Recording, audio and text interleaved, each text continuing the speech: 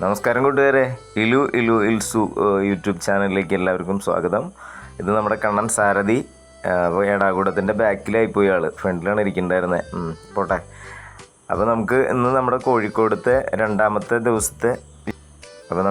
ദിവസത്തെ ഉദ്ഘാടനത്തിൻ്റെ വിശേഷങ്ങൾ ആണ് നമ്മളിപ്പോൾ കണ്ടുകൊണ്ടിരിക്കുന്നത്. അതിനിടയിൽ അവിടുത്തെ പ്രശസ്തരായ ഒരുപാട് ആളുകൾ നമ്മളോടൊപ്പം നമ്മുടെ ഏടാകൂടം കാണാനും അത് ആസ്വദിക്കാനും എത്തിയിട്ടുണ്ടായിരുന്നു.